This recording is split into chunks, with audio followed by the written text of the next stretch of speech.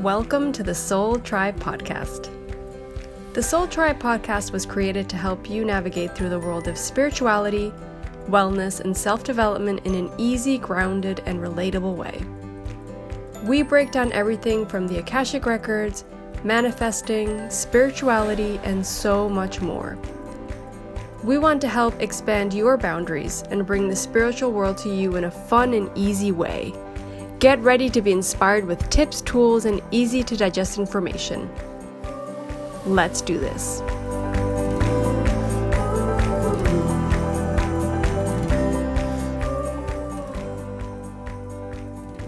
Hi, everyone, and thanks for listening and tuning in to the Soul Tribe Podcast.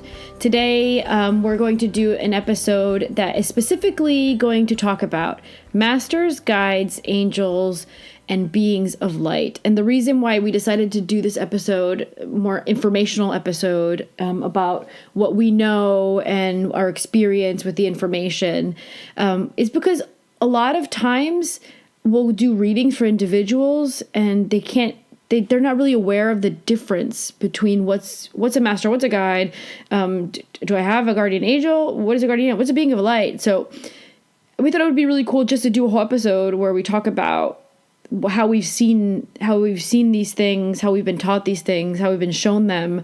And we also decided that we were going to open up the Soul Tribe Podcast Akashic Records so they can help us give additional information into what we're saying. So some information might come in that's channeled, and other information is just going to be us and our experience as readers. Yeah? Yeah. So I just want to give kind of a little side note before we go forward. But I think for a lot of readings that at least I've received, people come and then they want to know about their guides, or they want to know about their masters. They want to know who they are. They want to know their name, or they want to know like more info. And sometimes they don't necessarily provide that. And I don't necessarily see where the information's coming from. Sometimes I do see it's their soul speaking to them. Sometimes it could be their master. Sometimes I see figures. You know, it's such a weird concept, I think, for people to understand sometimes, because they want to know who's talking to them. They want to know where the information's coming from. And a lot of it doesn't necessarily have to be... A lot of times you don't need to know who it is. You need to know that it's coming from your Akashic Records book, and there are masters and guides there maybe helping to relay that information, or for you to understand it better, because when you receive it through them, things could be more clear because they know you. They know you better than you know yourself. Like, we've spoken before. I just wanted to give that little side note because I think that for us it was important to do this episode because of the questions that we get, of these readings that come to us, and people asking about these specific important figures that come up during an Akashic Records reading. So hopefully this helps some of you that have had these questions. I like that you said that, because it's true. There's not a set plan or in a set way where every reading I see it the same, or every reading it shows up and feels the same. Depending on the reading and the person, it's different. And like you, sometimes I will see the layout and I'll see, I see the book and I'll see this and that. And sometimes I won't. But in my case, since I've been reading for so many years, I've actually figured out a way to know exactly where the information's coming from. And it's not that I see it. It's like this vibrational knowing, and I can feel a connection. So I know when it's so, I don't even know how I want to explain it, and I don't know exactly how to explain it. It's a knowing, but also it's almost like the face comes up in front of me. Like I know it's a soul that's here, and I don't see a face, but it's almost like the soul's in front of me, right? Or like the master's right in front of me, or it's the energy just kind of sets itself in front of me and it's almost like telling me it's coming from me in a way. So like anybody who's gotten a reading from me, or those who have gotten readings from me, know that I jump back and forth. Your soul says, your master says, it comes, the master say, your guide says, and I jump back and forth, and I always make sure that they know where it's coming from. And not because it, like you said, not because it matters exactly who is saying it, or which of the individuals of beings of light that are present are giving information, it doesn't matter because they're all there for your greater good and they all care about you the same amount, right? It matters to me, because when I got my own reading, one of the very few first times, I remember the reader telling me, your soul wants me to tell you this. And that for me was like, what? My soul's talking to me. I felt so special. Like I felt, it was like this weird, like, I don't know. I felt almost like a hug, like a warm hug. Like, oh, my soul's talking directly to me. That's so nice. And I remember feeling that and thinking, oh my God, I can't believe I got to have the opportunity to feel that. And it always stayed with me. Many, many years later, stayed with me. And I became a reader, and I still didn't have the ability to know exactly which of the energies it was coming from until I started finally figuring out. And then I made a note to myself to make sure to always let the person that I'm reading know who exactly it is that's communicating, or which information is coming from that's communicating that, right? So yeah, I think that was a really important thing that you said. That's really interesting. So we're going to go through masters, guides, angels, and beings of light. And so maybe we should do it via the ranking system, as in, and it's not because there's beings that are more important. What I mean by ranking is who has more spiritual expansiveness, I want to say. I want to use the word expansive, because the masters always say, and they're saying now, we don't consider ourselves, us the masters don't consider ourselves below or above anybody. We are all the same, and everybody is as important as everybody else, or every individual energy level is important as all the other ones. But what matters is the expansiveness, and that's what every soul is trying to do. It's trying to expand its being, is trying to expand its capacity of learning and being very energetically more, and they kept seeing, I want to say expanded again, because they show me energetic more, taking more space. That's exactly how they show it to me. Right? I think the, let's start from the top. The more expansive. I think that's going to be a way to start. Not because, like you said, not because it's important and that's not what they want to relay. It's the hierarchy. It's the way it moves down. And it's important to start from the top, they're saying. So beings of light, I would go first for beings of light. That can also be angels, but I want to just touch down on beings of light first, because beings of light aren't actually just angels. Beings of light can be somebody, one of the beings of light that are the protectors of the Akashic Records. It can be the beings of light that are above, like the archangels, that are all knowing and they're able to be everywhere and assist everyone all at the same time. Whereas archangels can do that too, but not as much as the beings of light that might be more expansive than the archangels. So beings of light can be any being that is above angels and archangels, and it could also be archangels. It can also be considered beings of light. Is that the way I explain that? Is that confusing? Makes sense, because it's a very, I think beings of light is a very broad term, where it can, it kind of encompasses angels and archangels. But angels and archangels are very different, right? They're not the same thing. Their purposes are very different, right? So beings of light, I think, is the top of all of that. It's like it encompasses that and much more. So I think that makes sense. I hope it makes sense to people. But what they're saying is it's all encompassing. It's a global concept. It's a term that's a bigger term for everything that you just mentioned. Yeah. And so the beings of light don't have to necessarily be an angel, an archangel, or even related to Akashic Records. There's so many different jobs. They call them jobs because the humans, that's the best way they understand. Us humans, that's the best way we understand it. But they call them jobs. So it's like you're dedicated to something. You're usually very good, and beings of light have already figured out what they're good at. They're already there. They've been there for many centuries. So that's what they do. They assist with this, or they assist with that, or they help teach this, or they help teach that, or they're protectors of something. The list goes on. But they don't have to be related to angels, and they don't have to be related to Akashic Records. It could be just some job on the other side that we have no idea that exists, maybe. So that can be a being of light. And some beings of light actually have nothing to do with Earth. So they don't even assist humans like archangels and angels do, or they don't assist humans via the Akashic Records like, the librarians. Librarians are beings of light like librarians of the Akashic Records do.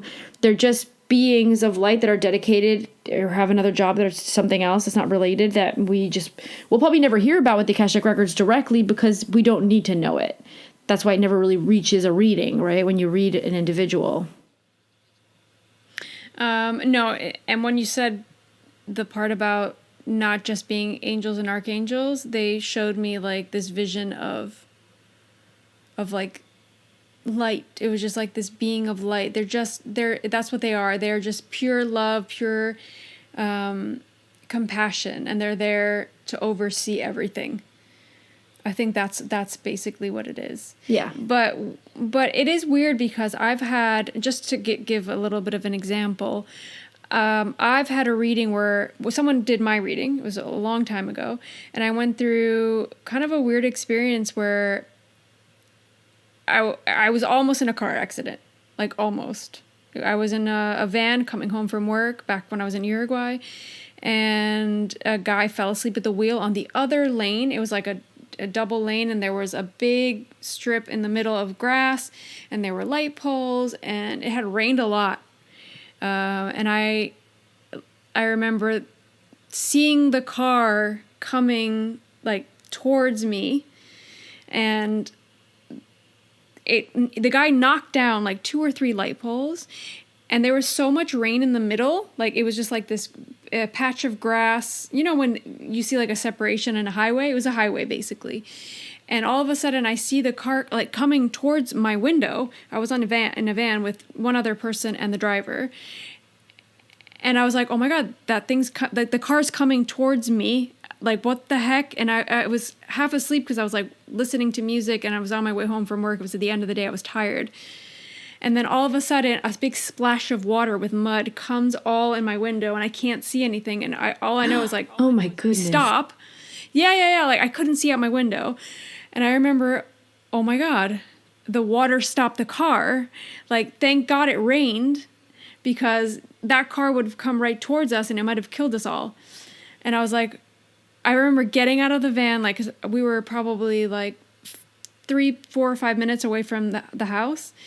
And I remember getting out and crying all the way home. And not only that, I was late. And Mom, when I got home, my mom's like, oh my God, what the heck happened? I was worried. I knew something happened. I was like, and I was crying. Mom's like, what happened? I was freaked out. Mom had like this intuitive feeling that something had happened because I was late. So, like we took extra time to get home because the bus left late. And it was like all this weird timing. And I remember getting a reading, like, I think it was like a few weeks later, and I asked about this. And my angel showed up behind me, like an angel, I guess, that looked after me. And I said, what happened? Like, what was that experience about? And obviously it was it was about mirroring stuff back to me, about how I am always so tired, but I am always go, and I don't listen to myself. And I go, well, I thank God that water was there. And she said, your angel's laughing right now because that wasn't the water. That was your angel that was protecting you. And I remember that's the first time I actually felt connected to any being of light, I guess. But they do so show up in a reading. Yeah. It was cool. And then another reading where my angel was like behind me, and he was like huge. He was so tall. Like, I didn't see him. The reader was explaining what my angel looked like. But I just remember those were the 2 instances where I felt connected to something like that, to a being of light. Yeah. And how we as humans try to rationalize everything. Yeah. But it isn't like that a lot of times. I think there are angels and beings of light protecting us because there is a greater plan, and it's not our time. That reminded me of a really funny story, and I hope Mom is okay with me telling this story, but Do you remember when Mom got a reading once and she at the time she was only going from the house to the supermarket, and that was like her life for a really long time. And then she got a reading and they said, your guardian angel's behind you and says that he's really bored. Like, there's nothing to save you from. There's nothing going on in your life. You just go from your house to the supermarket. And the reader said that to Mom, and Mom's like, he was twiddling his fingers behind her, like, come on, like, seriously, there's nothing like, to live do your here. life. Yeah. Yeah, but like obviously think that was a message for her. Yeah, it's a mess. Yeah, those are messages, but I think they do play a role, but maybe not a role where they're giving us messages. Like they're more action. They take action, right? They need to be in certain places at certain times where they can actually be anywhere at any time. But, you know, this idea of like space and time doesn't really exist for beings of light. But it's so weird how we try to rationalize everything. I don't know. I'm just thinking about that right now. Yeah, we always try to like make an excuse, you know, oh no, it's because of this. Oh no, it's because of that. Oh no, it's because the angle of blah blah. And like we'll like make the perfect excuse for it to be like, you know, it's crazy. But okay, so I'm gonna jump over because the next ones we would talk about would be archangels. But since we started talking about guardian angels, because that's what we're talking about, right? We'll go to guardian angels first. Guardian angels are specific angels that are their sole job is basically to progress with us in this life, but for our well-being in general, which is, it can be emotional. They're actually there for us when we're like breaking down and going through a tough time. It's highly probable that they're very active next to you at the time, trying to give you comforting energy or trying to give you energy that's going to help you clear out whatever it is you're crying about. Sometimes they'll help you feel it stronger so you clean it out faster. So they work in different ways. Like human brains can't really think about it because we'll be like, well, you're just making me feel worse. No, sometimes they're just helping you. They're allowing you to cry it out, and they'll help you in your mind think about it more so you cleanse it out more. This is the masters like showing me how it works, because I'm hearing about this for the first time while I'm saying it. But what I do know from my own readings is that we all have a guardian angel. Mine's not yours is not mine, and they're dedicated to one individual, which means that there are hundreds and hundreds and hundreds and hundreds and thousands of guardian angels whose job is just to be with that one individual. And you said like in space and time it doesn't exist for them, and they're there to take care of you. They also have the capabilities of going through a timeline. We have supposedly a timeline where the way I was always shown it is they can like literally, it's almost like a fast forward button on a screen. And they go, and they go forward and they can see what's about to happen. But that's what's going to happen, highly probable, if you stay on the path you're on now. As soon as you make a different decision, it'll be a different one. So they see different timelines, more than one, because they can see what's going to happen now if you continue on this path, but they can also see if you make this decision, you're going to go this way. So it's like this weird function of timelines. So it's highly probable that your guardian angel knew that accident was actually going to happen because he or she could see it in your timeline.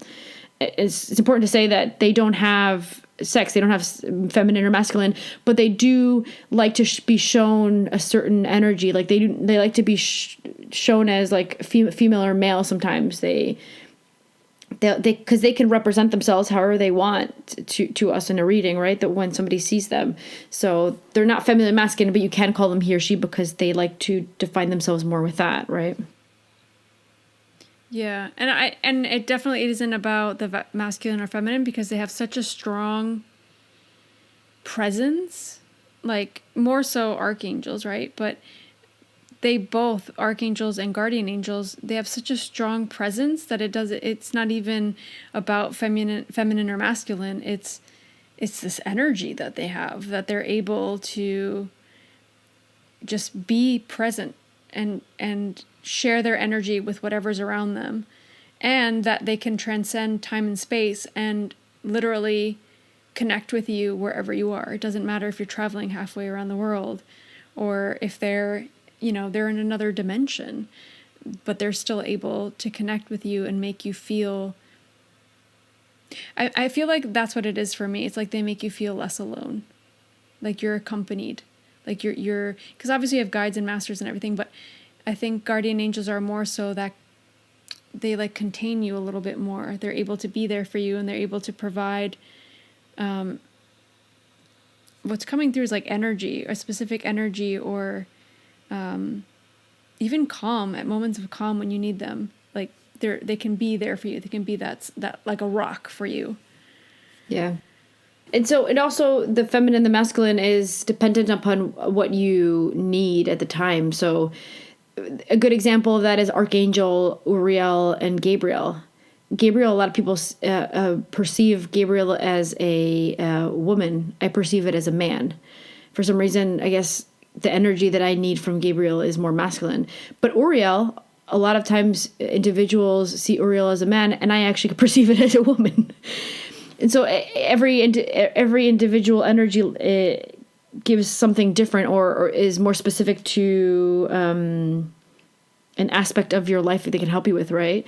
And it's adaptive. Yeah. And so whatever energy you need for that department in your life, kind of way to say it, is how you're going to perceive them. And masculine or feminine, they can give you what you need by just more going into that energy for you.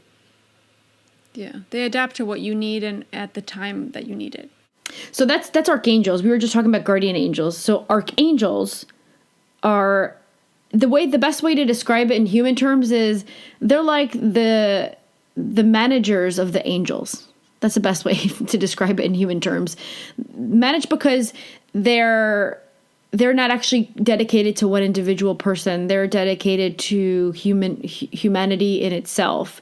And usually it's funny because a lot of times I see the way that they show up for me is I'll see the guardian angel of the person and their wings. This is for me because every reader is different. So I have like my own code with them, I guess. So their tips have a color, and I know whatever color they have means they work more under a certain archangel.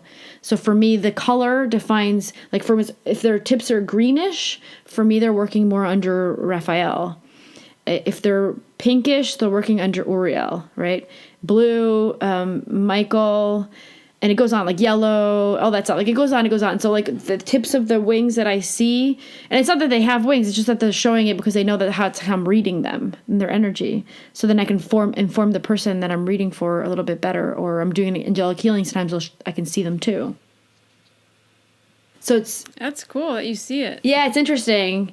And they like made me write it down one day because I kept seeing it, and I literally went, why is everybody's colors different? I was like, I wonder if it's the energy level of the person. And I had the Akashic Records open, and they're like, can you write it down? Like, hello, can you go write it down? Write the colors, we're telling you. And so I went to write it down, and so now I have that code with them, which I already know it. Wow. Yeah. I don't see that as much. I think because you're more connected to the angelic realm. I feel connected in a way, but not in the same way you are. Because also you study a little bit more with angelic healing and stuff. So I feel like it's like these two worlds have like fused for you. It's like this whole angelic realm is now spilled over to your Akashic Records reading. So that's pretty cool that they've incorporated. Even when you do angelic healing, you channel information. Yeah, because I'm opening up the Akashic, awesome. My own Akashic Records. In the beginning, I didn't, actually. In the beginning, I didn't open up my own Akashic Records. In the beginning, I just was doing the angelic healing, and I could sense that I was trying to receive messages from them, but it was like a little, like foggy. It felt foggy. And so one day I was like, I'm going to try it with the Akashic Records, see if it's any different or if something changes. And that's what I got, like very clear messages. And then the master said to me, from now on, when you do angelic healing, open up the Akashic Records, your own Akashic Records, and we will help you decipher the information that the angelic realm is trying to assist you with, because you've tapped in with us for so many years. We know how to get you to read things properly, and it would take you a whole nother set of years to system out how you receive information from them. I'm not really sure why it's so different, the energy and receiving it, but I guess it is. You would think it's all the same, wouldn't you? I would, at least. Yeah, it's weird. Yeah, it's very weird. But they're different realms, and they're different entities, and the angels and archangels are more expansive. So maybe, well, no, not maybe, no, because now the masters are telling me, the masters and guides that I connect with directly with the Akashic Records, they they're beings that can communicate with humanity. They have a better adaptability with our energy levels that are lower. And it's not the saying that the angels can't contact us and send us energy, but I can't receive information from them as well as I do with the masters, because I've figured out a way to put my energy level high enough for them to come down enough and for us to communicate in a like flowy way, right? I feel like, yeah, with the angel or the angelic realm, it's a lot of it is signs. We can get signs from them where it's not necessarily like these words. It's like a sign that we need to trust. And that's where the rational side of ourselves can come through and be like, oh, no, that wasn't a sign. That's nothing. But they're sending us signs constantly to all of us. Constantly. That's what they're saying to me now, at least. Yeah, they're saying, while you're saying that, they're saying that we're not of many words, we are of many sentiments, which basically means that we can make you feel our presence, but we won't speak our presence as often as we make you sense our presence, is what they say. Yeah, I love that. So that's beings of light, angels, archangels. So angels would be the guardian angel we were talking about. That's specific to each individual. They're with you, the guardian angels. They're with you from the moment you go through the birth canal to the moment where you depart, and sometimes they'll assist you in the disincarnation. They'll assist to make sure that you start arriving to usually your guide or your loved ones that have passed away that are waiting for you on the side. They'll be there, kind of assisting to make sure that you reach it properly, and that you don't get stuck in the earth astral plane. Is kind of like what I'm seeing. It looks like like a thickness, and then they help you make sure to you got past that thickness until you get to the other dimension. Is the best way to describe it. But the resistance, that's the resistance that we put up to leave. And they help us realize that we need to transition through and not get stuck in something where our job is done here. So we need to continue. They help us pass through that, right? They're saying that we also, the angels are saying that we also help and assist those that are very fearful, and when they know that they're going to be passing away, we usually relay a message to them. Usually it's 3 days before their departure, to ensure that they're not fearful of their departure, because if they leave with fear, it stays strongly in their system, in their auric system. So we want to ensure that the individual knows that they're not ceasing to exist in time and space, but they're going to be just existing in a different manner than they did 3 days before, because it's the 3 days before that they show up, right? That's their number, 3 days before, for some reason. But so that, they do that, and they might also show up if you're stuck. So it's like a coma, or I keep seeing like coma, like if you're a car accident and you're kind of there and kind of not there, they can actually show up, and it seems to the person, it seems like it had a dream, or it was like dreamy, and their consciousness is kind of weird. Yeah, unconscious, that's the word. So they can show up and show up to the person, and sometimes they'll even like let them know, like, you've been in an accident. Yeah. Don't worry, you're not alone, and you're going through a state of altered consciousness. But and sometimes they'll tell them you'll be back, or you'll be okay, or whatever it is they need to hear. They need to tell them. They'll communicate with them. They have a huge job.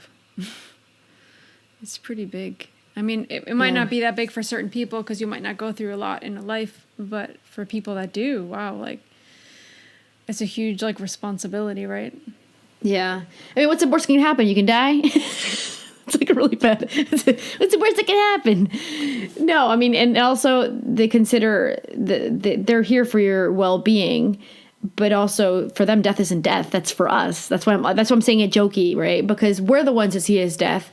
They see it as liberation of the soul. They see that you're being free. You're being freed. You're being freed after this amazing experience that is Earth, right? But it's important to say that they can't save you from everything. Like because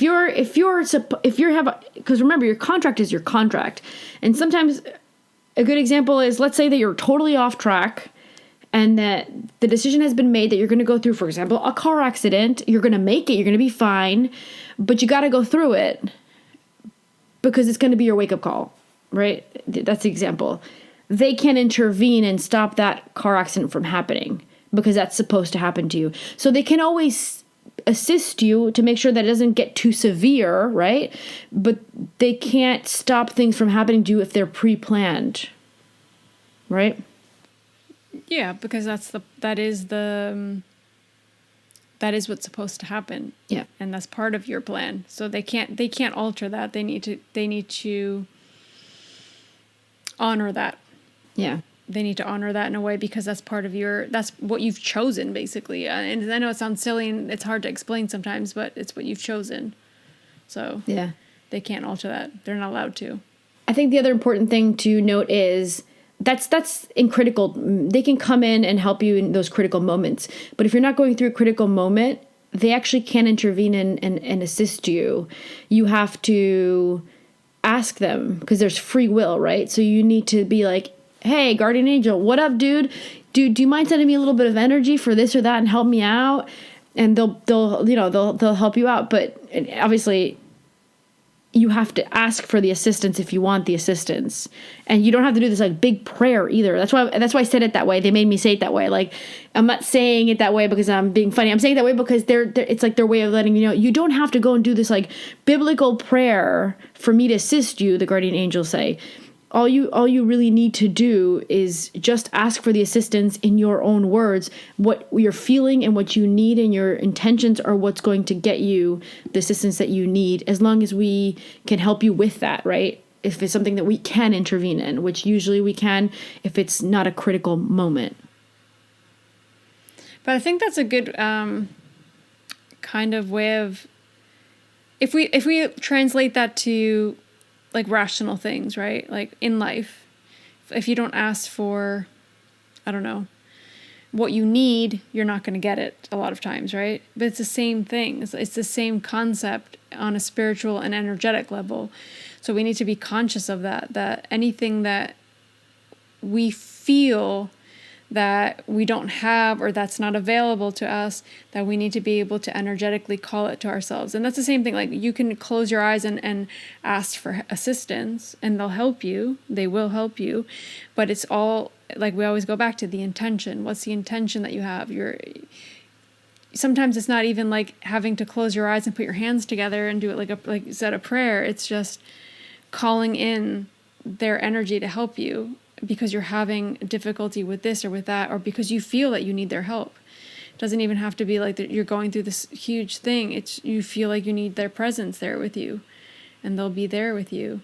But it's like anything in life. If you don't call it to you, a lot of times it won't come unless it's already there and it's supposed to be easy for you. But what comes to mind, like, I do a lot of angelical healing now, and I do it myself too. I must have Archangel Raphael sick. I was like, oh, she's got a cold again. Because I call on, like, because he's the healer, like, he's the healer of the archangels. So I always call on Raphael for his energy when I'm feeling I'm about to get sick or I'm sick. Like, oh, this girl's got a cold again. Come on. Like, I just think about it in a funny way sometimes. Obviously, they're not like that, but it was a funny, it's a funny situation where I also make sure, because this reminds me of that, like, I also make sure to thank. Like, sometimes there'll be days where I'm not going to ask anything, and I'll be like, oh, I just feel like being grateful. Thank you for all the assistance. So I think that's a big part of the practice. If you're going to be asking for assistance, they don't ask you to do that. But I feel it in myself to thank, because I think it's important to be appreciative of the assistance you receive, right? yeah, and that just energetically, not that they'll want to like help you more, because that's not the way it works. Like, they're there always for you. But I feel like you, in your mind, by thanking them, will want to keep energetically kind of reaching out to them. Yeah. Because you're already acknowledging that they are helping you and that they're there, because you're thanking them. Otherwise, you wouldn't thank them. Yeah. Yeah. And it's okay, so leaving the beings of light, angels and archangels, we'll go to the guides. Guides are a totally different department, if you want to put it that way, because they're here to help us with our path of learning, our karmic pending lessons, what we're here to struggle through, what we're here to learn and get all the experiences, all the people we're going to bump into, all the things we're going to be doing. They're kind of in charge of overseeing, I would say, overseeing that aspect of your life. So guardian angels was more like physical and emotional assistance and protection, whereas guides are our teachers. They're our teachers. That's what it is. They're our teachers. So they're assisting us. They know about, they were fully present when we were going through our contracts and writing down, like, I'm going to be doing this, I'm going to be learning this, I'm going to be that. They were fully present for that. They were full participants of it with us. So they know us. They know us really well. They know us sometimes better than we know ourselves. And they're with us in every incarnation. It could happen that you change guides at some point, but it's highly improbable. Most of the time, from the moment of creation of the soul, onwards to all the lengths of incarnations, that's going to be your teacher. That guide's going to be your continuous teacher. So that guide has seen you since the first karmic lesson. He's going to see you probably through the last one. So they know us intimately, and they know how we react to situations on Earth usually, and how we're going to not go through them or struggle through them or whatever. I want to ask you a question because I'm not too familiar with this, but the guides, do they, at least this is what I've been given information on, is that they can change throughout our lives as things change, or is that the masters? That's the masters. Okay, that's where I was confused. So the masters, for me, like when I do readings, they show up like 1, 2, sometimes 3, depending on the person.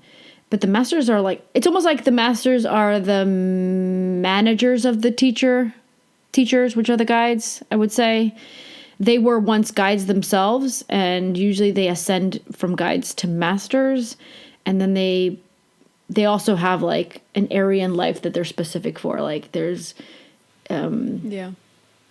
there's specific they have specifications is the best way I can put it.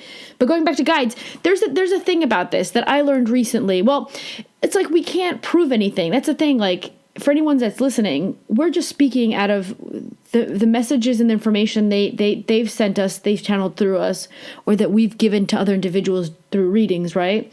We can't prove it. We can't go out and prove that this is true. So we're speaking from our own knowings. But since I always opened up Akashic Records of individuals, I've always seen that everyone has a different guide. Like your guide, it wasn't the same as the lady next door that I might have read, or things like that, right? Or some guy that I might have read 5 years ago. It was different guides, and I was very aware of that. And I know that guide was with you since the moment you were born, and highly probable every incarnation that you've had. But when I recently read the book, The Journey of Souls, what came up in the book is when one of the individuals disincarnates, meets up with his guide at some point before he goes to his soul tribe, before he meets up with his soul tribe group, right? Yeah. But then you find out that the guide is the guide for the entire group. That was the first time I never even thought to think about it. Like, I never even thought to ask about it. I never went, oh, by the way, guides, like, are you guide of someone else around me that I really love that's part of my group also? Like, I never even thought about asking that. So that's something that was new to me. Like, kind of when I read the book, I was like, oh, maybe this is a thing. Yeah, I mean, I think the book that you read, I haven't read it all. I listened to part of the audiobook, but I think it's interesting that it would work that way, because that would make so much sense. Yeah, it would. I think I'd have to kind of open my own Akashic Records and ask, or channel some more information for that. But I think they're saying weird. Yes. They're saying yes, like that is the way it works. But that does not take away any merit from them being individual guides to people, if that makes sense. Because they're saying that idea could come across as feeling as though, oh, wait, I'm sharing a guide with 20 other people. That's not fair. It's People highly might probable think that your guide is then also my guide, because I'm pretty sure that we're the same soul tribe. Yeah. Our families are soul tribe. How? Well, no. Sometimes it doesn't. No, it's. I mean, yes and no. Yes and no. Sometimes your family can be part of another group, like a. Usually, I mean, I've usually felt like it is, but it's not always, because here's the thing that Akashic Records always taught me. There's levels. Souls have levels, right? Souls are more elevated than others through the learning process, right? You become more expansive, like we talked about in the beginning. And so usually the children are more expansive than the parent, which is why generations evolve and evolve and evolve and evolve. So it's very probable, for example, Aurora, my daughter, I'm pretty sure she is more expansive and more advanced than I am. She's already shown it and she's not even 3 yet. So we're probably not in the same group, because groups have the same level of learning, really, usually. Because we're here to teach each other. We're giving lessons back and forth. Yeah, I think it depends on the family and the group. Yeah, that's what I'm saying. You can't say this is the rule, because there is no set rule. And they're saying the masters say it's dependent upon the group, the individuals, and also each group has a big overall lesson we're teaching each other. So sometimes maybe your mom's not in that overall lesson. Maybe she's going through a totally different lesson, so she's another part of another group. It's more complex than that. It's really hard to put into human words, because I feel it is complex. Yeah, no, I agree. But I think the message was to not feel like their work, because you think, oh my God, they're guiding so many people. That doesn't take away from them individually guiding people as well, because it's a group, it's an overall group formation, but also it's also an individual needs. Okay, yeah. Sorry, before I lose it, they're showing me a kindergarten class, right?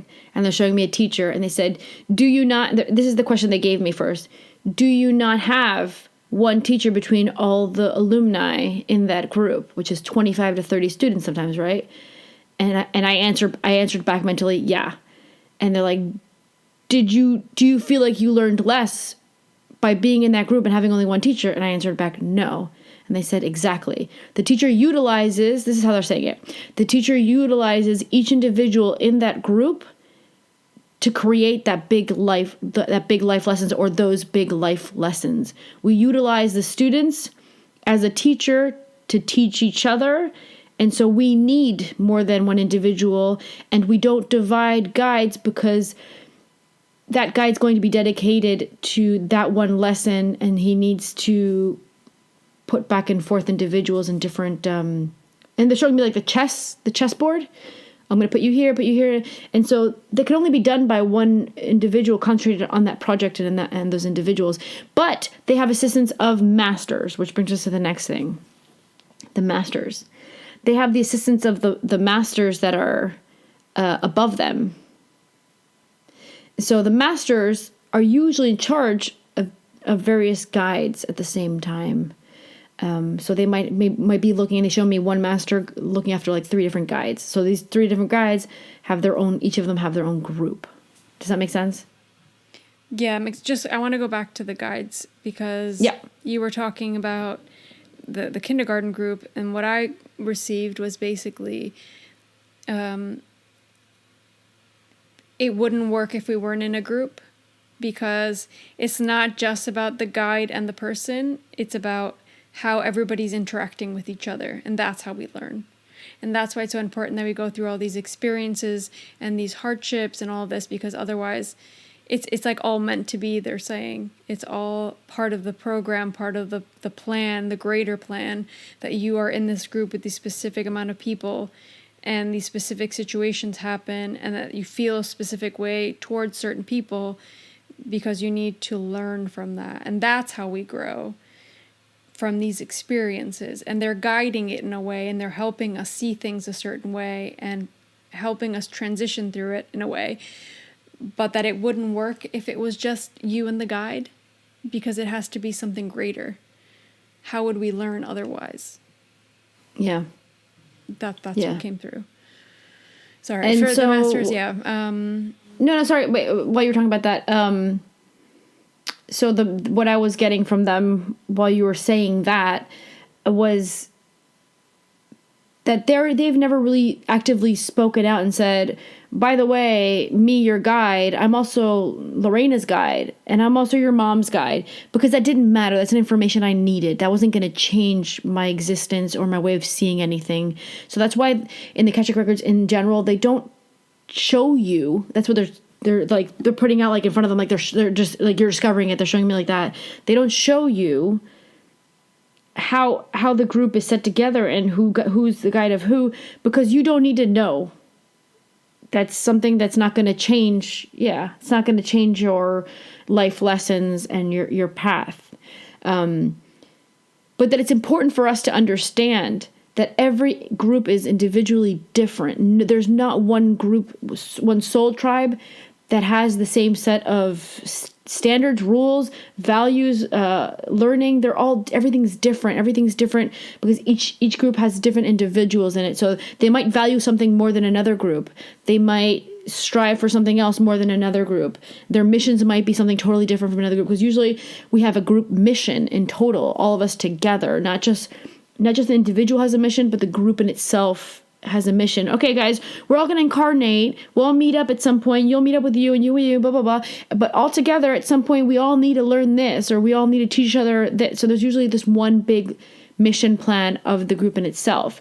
And things change. So there's no set rule that they can tell us, this is the way it always is, and this is the way it's always going to be. They can't, because that's not the way it works. It's customized. That's why we have contracts and we have specific things that we discuss before we come into this life. Like we need to be able to choose those things for ourselves, and that's how the group is formed. And that not everybody in the group's there to learn exactly the same thing, but that we are there to feed off each other and have our lessons kind of met through them, through the group. I messed up a little bit because we're doing the ranking, and it was beings of light, archangels, angels, masters, and it was going to be guides. And I jumped to guides for some reason first. Just a clarification there. Yeah, masters are more expansive than guides. Masters are all like the managers of the guides, right? So I messed up the ranking there when we were talking about it because I just jumped to another one. Sorry, guys. But yeah. But okay, so masters is the last one we wanted to talk about, which is masters, like I said before, they're like the managers of the guides, and masters can be watching over more than one guide at the same time. And they can be also assisting individuals as their secondary, it's like a secondary tool they'll have. So that usually I see masters 1, 2 to 3. That's a normal person I've seen up to 3 masters. I always will see 1 at least, but I can see up to 3. But that's because the guide's always heavily present with the energy of the master. So when the guide shows up for the reading, the Akashic book readings, when we open them up, there'll always be the masters that are the ones that are above the guides present, because they were also an active participant in the planning of your life. Not as much as your guide, but they were still there, and they overviewed it and said, okay, I think this is a good idea for you, because they know even more than the guides, what tends to happen on Earth with humans, the brain, the body, the functions, the learning, the karma. They're beings that themselves, because guides and masters are actually beings themselves that have incarnated before and learned those lessons that we're currently going through and learning now. So they have the experience, basically, and they know what's going on, and they have ascended in a way, right? Yeah. And not only that, they've learned to be guides to many souls. So they've assisted before. They've already had their group. It's highly probable their group has already graduated and are almost guides themselves, or they can have other jobs, because you're not always going to be guides. You can be a teacher. Maybe your soul wants to be a teacher, but your soul can actually strive to be other things. Or have other jobs. So, but if you do finish your earthly lessons and have nothing karmically left to learn, then it's highly probable you'll get a specific job that your soul is very attuned to. Yeah. With masters, I don't I don't recall ever having a reading where I was specifically told the energy or the messages coming through were the masters. In general, I feel like it's the guides. I don't know, how about you? Like, how does that come through for you? I get a lot of the masters talking. For some reason, for me, when I do a reading for an individual, the guide is always there, but the guide is more energetic. It's almost like they're the ones that are energetically working on the individual, because while you're getting a reading, you're being worked on. So they're taking their time to energetically work on you, while the masters are more giving the information. And the reason that is, what they transmit to me is, the reason that is the masters know exactly what to say to you without giving you too much information. They're better controllers of the information of the book. So they control the information, not because you're more connected with them, but because they're better working with the book while you're in incarnation. Whereas when you're disincarnated, you're usually going to look over your book with your guide. See, I don't know. I don't think I've gotten to that level yet, maybe, where I can decipher where then I just receive the information, I pass it through, and I give it to the person that I'm doing the reading for. But I don't know. I think the only time I've been able to decipher is if it's someone else. I have had readings where people have come through and given messages, like other loved ones. Not necessarily deceased. They're still here, but their energy has come through, or also deceased. And then just this higher beings, a higher being or their soul. So it's kind of those three things, overall things. So I don't know if it's guides or masters. I just get the info and I just kind of give it through. The example here is that guides, we have the same one, right? Whereas masters can switch up. Well, you had asked at some point about this. Oh, maybe they can switch up during our life. Yeah. Okay. I think that you're probably tapping into a lot of the master's energies, but you don't. I just don't realize it. Yeah. You don't realize it, yeah. But also because it's like I don't feel the guide very present strongly, and it's because they're just doing the work on you. They're more with you, and they're more to make sure. Just for me, it's like I don't want to get stuck in all of these. I mean, I think it's great to understand it, but when I'm doing a reading, I push that all aside. It's like, okay, I'm opening your records, whatever comes through, I don't care who it is. The only problem is when someone's asking me, and I'm like, how many guides do I have? How many masters? Like, who are these beings of light? Like, they don't necessarily give that info, You can try asking. I ask. Sometimes I'll get the information. Sometimes I don't. Names. It depends. I definitely never have gotten really, I think maybe one name, and I can see maybe the amount of beings, but I don't see exactly, like we've talked before in other episodes, like I can see that they're wearing specific clothes, like dark colors maybe, and that they're like, it's like gowns. It's like it's like the long, brownish gowns. Yeah. Yeah. That's what I see, or like green brown. It's like a weird color. And then the librarians, I always see them, they're very skinny. They're like, I would say skinny because compared to us, like they're almost like slender and like tallish, and they're usually taller than the masters. But I think that's because the masters like showing themselves when you do readings. They like showing themselves in human form to you, so that you feel connected more with them. I think. Yeah, I think because remember, they can show themselves whatever way they want, and the librarians are busy just being the protectors of the Akashic Records and of your book. It's funny because every time you open up a book, there will be one standing behind it.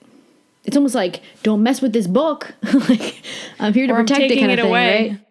Yeah, I'm going to take it back. Don't mess it up. They're just there to make sure that everything's protected and the information's protected, but they're not the owners. The librarians aren't the owners of the book. They're the energetic protectors of it. Yeah.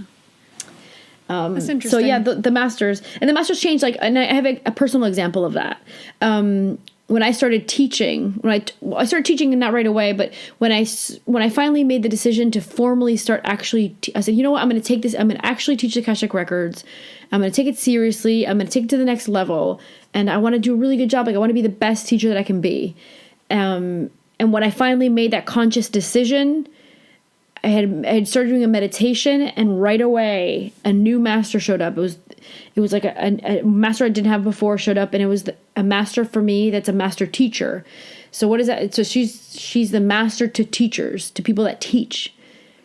And the idea is she's not only a master teacher, she's specific to the Akashic Records at the same time. So she's probably working with other Akashic teachers also, I'm guessing.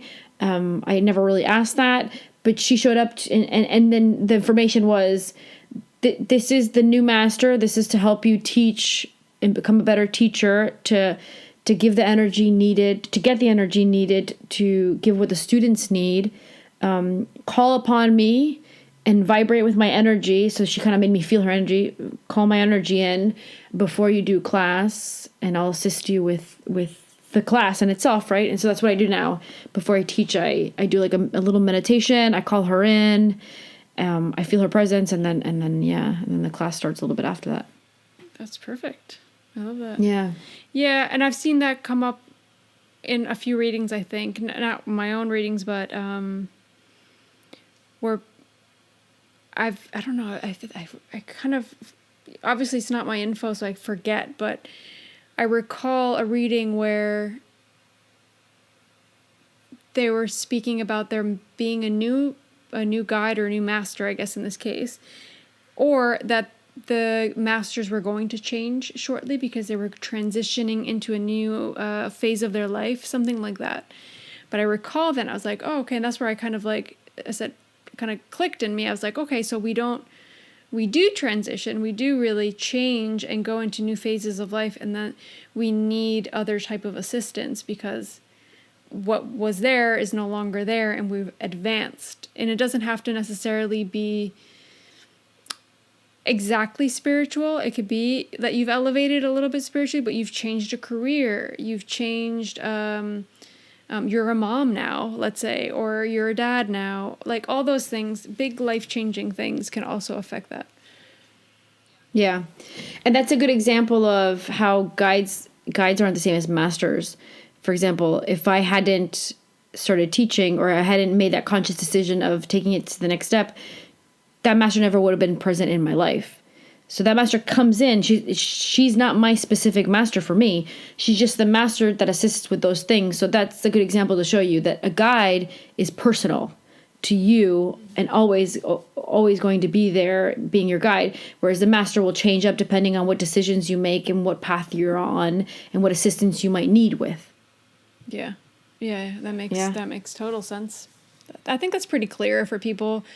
Kind of like the hierarchy and what each one, the purpose of each one, because I think that could get quite confusing. And it's not like we said before, you don't need to understand it necessarily. Just go into a reading being open and letting what needs to come through. But I think some people are very curious, and that's natural. And if this can help you kind of wrap your head around it and relax more with a reading, that's great, right? I just like to talk about it. Yeah. No, but I think just want an excuse to talk about it. Yeah, I think it's important. Yeah. People do ask these things at like when they get a reading. Yeah. I think it's important to say that like this isn't like, this is our reality. This is just our reality. Like for anybody that might be listening to this and they think, well, I feel this different. Well, that's fine. Like you might feel that an angel is a little bit different than what we described it, and that's okay because everybody's reality is different, or your way of maybe connecting with them is different, and you might perceive energies. But I think, to me at least, and my advice to everybody is, your intuitive feeling towards it is what defines it for you, and that's what matters. Like, I know that the guide's with me, it's the same one. It's just a knowing I have. It's my intuitive side on top of the fact that I read Akashic Records, but that's what I've been shown. That's been my reality. And I'm a high believer in accepting other realities. So if there's another individual energy level that's in this, in this category for you, then go for it, because the other side actually doesn't put names on things like we do. We're the ones that put names on things. So some of these things might be a little bit meshy for different religions and different belief systems, and that's okay. But at the end of the day, we know that there's always these beings of light in general that are here to assist us, and just call upon them. That's it. That's basically the bottom line. Call upon them because they can help you out. Yeah, I completely agree. And also, I think a lot of times is a question that comes through on, Akashic record readings is like, how do I connect with my guides? How do I connect with my masters? How do I connect with my light beings? And the answer is always call upon them, talk to them, ask for their assistance, ask for them to give you a sign, it's as simple as that. And we don't do that. That's the problem. We don't do that. We don't realize that they're always there and that we can call upon them and ask them for assistance, even if it's to relieve sadness, to assist with getting a sign for something. They're always there. And I think something also that you said there, which is really important to point out, and that's why we're very open. We're open to reading books and seeing people's point of view. And that's a big reason why we started interviewing people on the podcast, because we want to know what other people think and what they see as their reality and how they live and what their belief system is. Because what we do doesn't necessarily have to be the, like the mecca of everything. Like it isn't the reality for everybody, and not everybody will think the same as us, and that's okay. But if we can put one more idea out there of how we're living it and how we've channeled it, great. And if that serves someone, and that could give someone at least open them up a little bit to a different reality, or to a possibility, we're open to that. Like you always say, and like you said in a previous episode where you were reading the book by Michael Newton, The Journey of Souls, like it's made you open up and even channel different information, because it's like sometimes we're so closed off to these ideas in our head that we don't think that there's another way of seeing it or of it being a different way. And then just by simply listening to something that someone, he has case studies, he has so much information in that book. But it's just by accepting a possible other part of that reality. Yeah. For me, one of the examples I gave in that episode where I talked about the book was Parallel Lives. I had a teacher that spoke about it. Mm-hmm. And at the time, I was like, I am not open to this idea. It was too big for my brain at the time.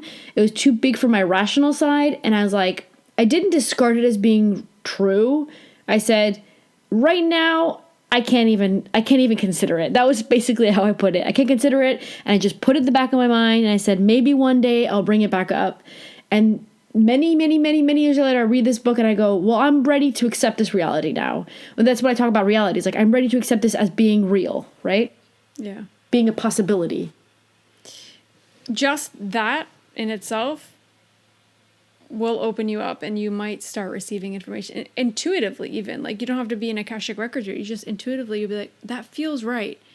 That feels right to me, and I believe that. Like, and that's okay. And it's not a belief system where other people's ideas and beliefs aren't, you're not invalidating somebody else's beliefs. It's just what you believe and what you feel true to yourself. And it doesn't mean everything else is not true.